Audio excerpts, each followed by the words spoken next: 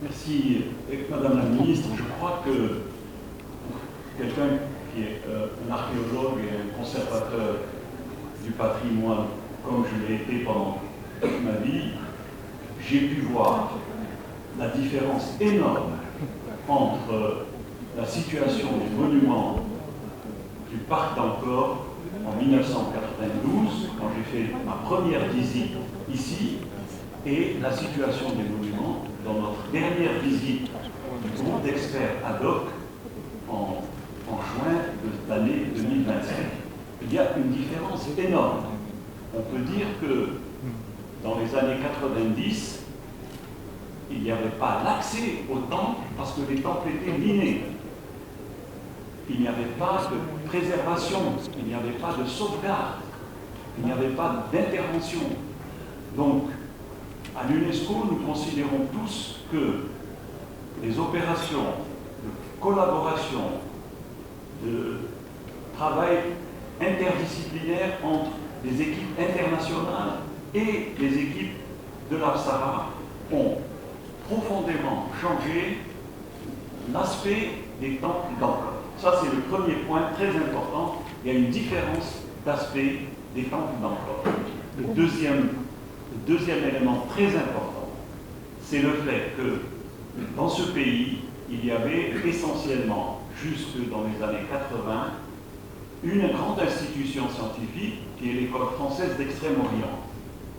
Depuis le classement du site 1992, depuis la création à Tokyo du Comité international de coordination pour la sauvegarde et le développement d'Ancor, le Japon et la France ont ouvert la porte à une coopération internationale qui a enrichi de manière considérable la connaissance historique, la connaissance archéologique, la connaissance monumentale, la connaissance artistique des temples d'Ancor et de leur environnement.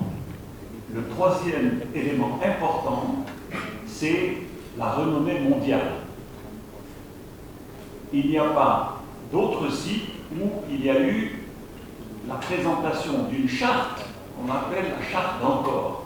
Cela veut dire que toutes les équipes spécifiques internationales et les équipes nationales ont travaillé pendant 10 ans et ont sorti un document qui s'appelle la charte d'Ancor. Ça, c'était un produit très important, à la fois pour ce qui se fait, mais aussi pour ce qui se fera.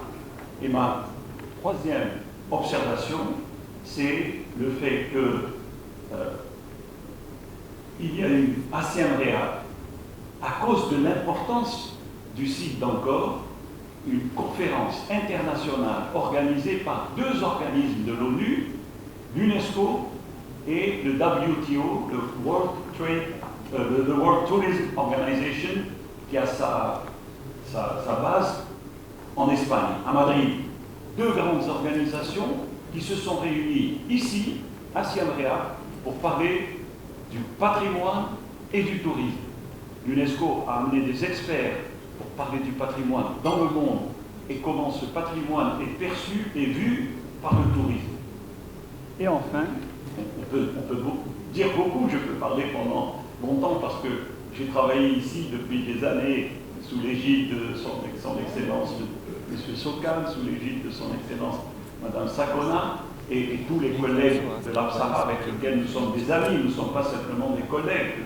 Ampeux est un ami que j'invite dans beaucoup de réunions à travers le monde.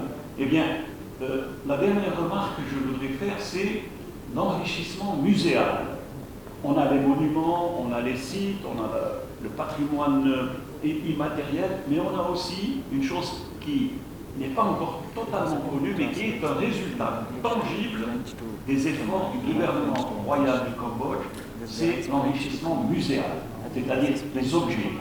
Et on a la chance d'avoir déjà ici un grand musée, le musée Norodom Sihanouk d'Ancor, et nous avons bien sûr une des plus belles expositions qui est présentée non seulement en France, mais qui va circuler à travers le monde, aux États-Unis et ailleurs, des objets qui ont été découverts pendant cette période de recherche archéologique, avec des objets de très grande valeur qui vont faire connaître encore plus ce que les artistes, ce que les créateurs, ceux qui ont vécu dans cette région encore, ce qu'on appelle la richesse de la civilisation khmer, avec des objets de très grande valeur artistique, aujourd'hui symbolisés par le grand Vishnu présenté au musée Gumet à Paris.